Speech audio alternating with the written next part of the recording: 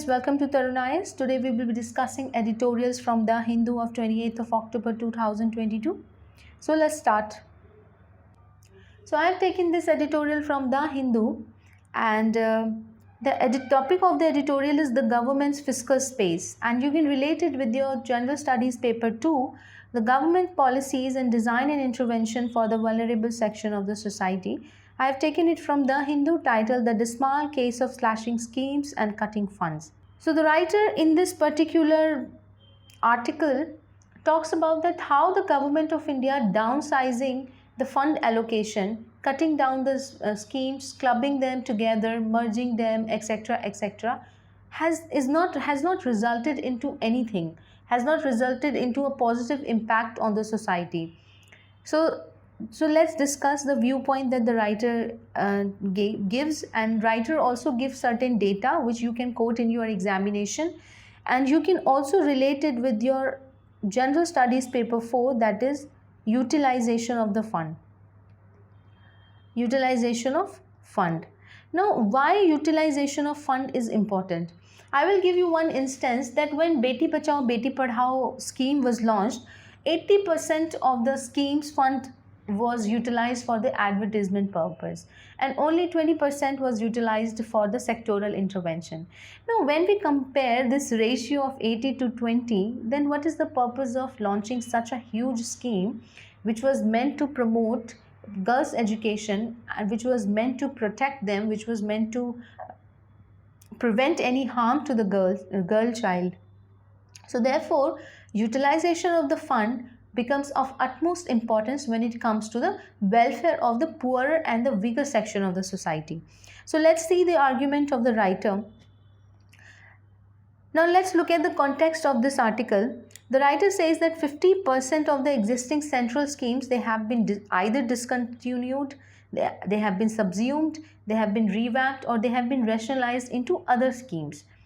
So writer has given example of certain ministries, and he has also given example that how much fund was allocated, how much fund is lying unutilized, and what is the impact of this, etc. So the first ministry that writer gives example is that of the, this is a data laden article, so probably be might useful for your mains examination. You can extract certain important data from this. So the first important point is that there are just only 3-4 schemes are left in Ministry of Women and Child Development when there used to be 19.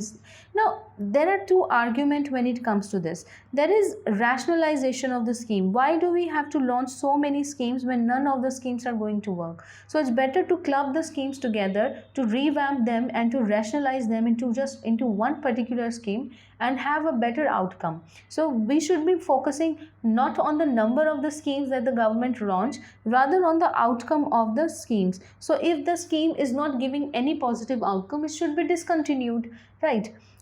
However, the writer, by giving these data, tries to give a different argument. So we will see what his arguments are. But I am trying to take out important points that I can from this article. So the writer has talked about that there are just 3-4 schemes. Mission Shakti, which is composed of 3 schemes, and Mission Vatsalya, there is Saksham Anganwadi, and in the recent budget, the finance minister also talked about that how they are going to revamp and rejuvenate the Anganwadi system. And Anganwadi system has a very important role in India to play when it comes to the women health and child health. The first intervention that are given to the pregnant women and the new mother, it is by these Anganwadis and this Asha and auxiliary midwives. So these workers are very important. So it is important to revamp the whole Anganwadi structure so as to have a better sectoral intervention when it comes to welfare of the women and child. And in our previous edition of the editorial discussion, we did discuss that how the health of a woman is not just a health issue. It is rather a very big social issue because she encompasses the whole economy, and in her lies the health of the society. If she is healthy, the child would be healthy. And if we want to break the vicious cycle of poverty, we have to intervene and we have to invest into the mother health. So that is the reason why this Saksham Anganwadi becomes of utmost importance. If we want to reduce the child mortality, if we want to reduce the infant and maternal mortality, if we want to increase the level of nutrition, if we want to decrease the hunger level, and given the global hunger index, India's position, then definitely we have to have certain schemes which are not only robust in their design, but rather they are very simplified in their implementation, so as to have a better outcome. Poshan 2 Abhiyan is there, which is specifically for the nutrition intervention. All right, so this is the first example that the writer gives. Let's move on to the next example. Ministry of Animal Husbandry and Dairy. Only 2 schemes remain out of 12. All right. Ministry of Agriculture, Krishnoti Yojana, Integrated Scheme on Agriculture Cooperatives, and Rashtriya Krishi Vikas Yojana. Writer says that as of 2022, 1.2 lakh crore of funds they were meant for the central government sponsored schemes are with the banks, which earn interest income for the center. So they are lying in the banks. This is what the writer has to say. Nirbhaya Fund, the writer talks about here the unutilization of the fund or underutilization. Writer here points towards the underutilization of the fund.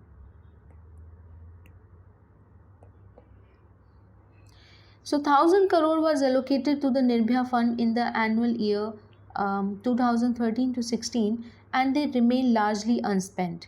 As of financial year 2021 to 2022, approximately 6,214 crore was allocated to the fund since its launch, but only 4,138 crore was dispersed, and out of this, see how much was allocated, how much was dispersed, and how much has been utilized. Only 2,922 crore out of 6,214 crore allocation has been utilized.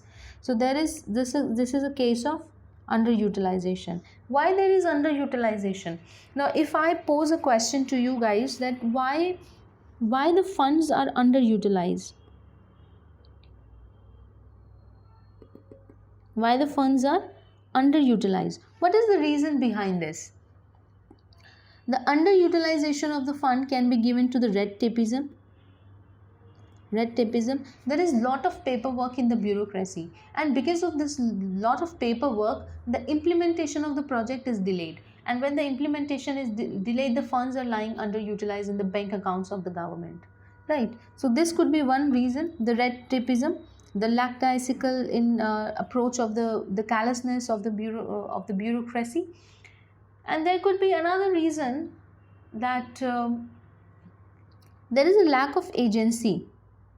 There is a lack of agency when it comes to implementing the policies. Agency, they could be the government agency, they could be the NGO, they could be helping partners, special purpose vehicle, could be any agency.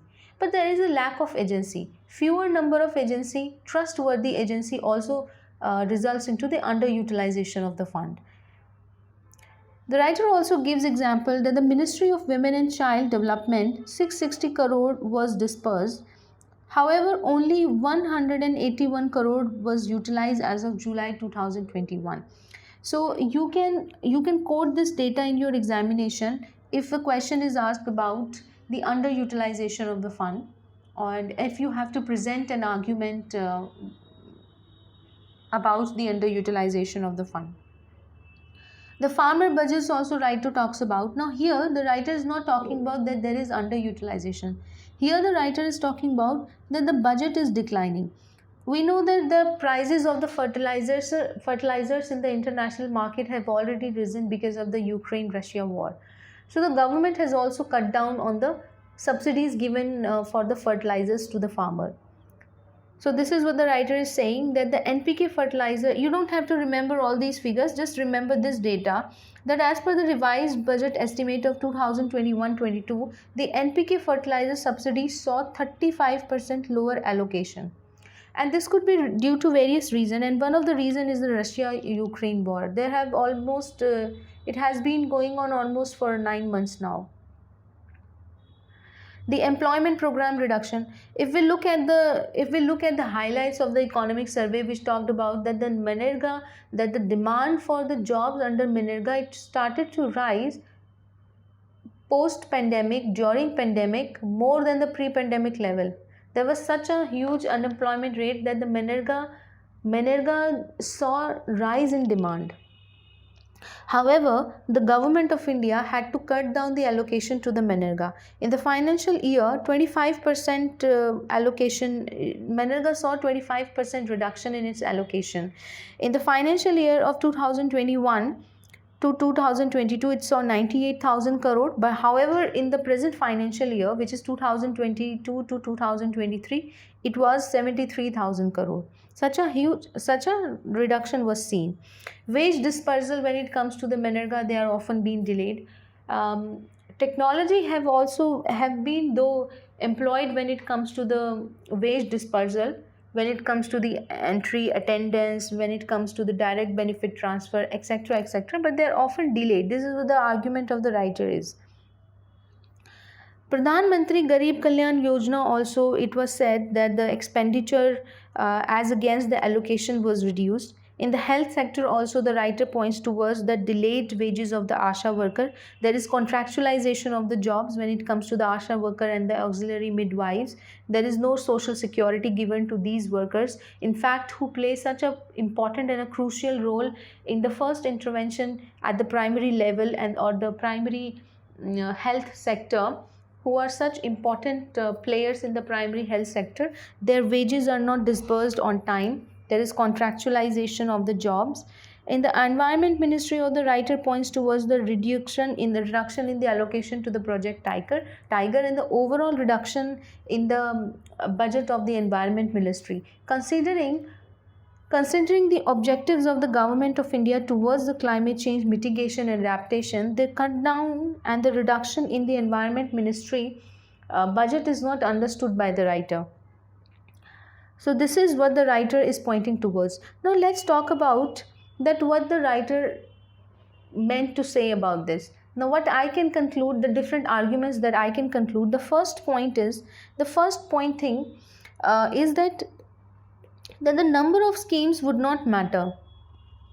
The scheme design and then its implementation matters a lot. So if the design is robust but the implementation is poor, the scheme is going to fail. If design and implementation both go hand in hand and they are implemented effectively, and the design is based on the survey, the collection of the empirical data, and with proper and effective implementation, the scheme is definitely going to succeed.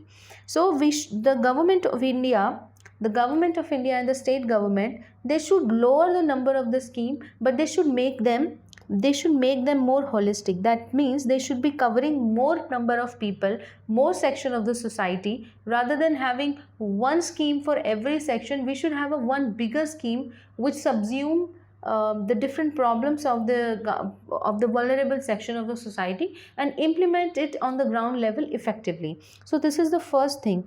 The second point is the public expenditure. The public expenditure. The government of India has in many instances reduced the public expenditure. However, instead of having a short-term intervention, the government of India can have a long-term capital investment and long-term capital investment in the infrastructure, especially in the social sector, so as to enhance the capital, the human capital, the physical capital, the skill capital, the resource capital, all sorts of capital that are needed to make a country more robust and grow economically. So this is, I think, what I can conclude. The writer concludes this article by saying that the right size of the scheme should matter. Its allocation and dispersal. It's not the number of the scheme. It's not about clubbing this or merging the schemes together, having the funds and then keeping them unutilized for years and years. So what the writer has to say, that the government should not downsize the scheme, but rather right size the scheme. So this is the term which the writer uses, that the government should right size the scheme. There should be a corruption-free welfare system, and the writer also talks about the better governance. So you can relate this article with your governance also. So that's it for today. Thank you so much for watching Tarun Eyes. Have a nice day.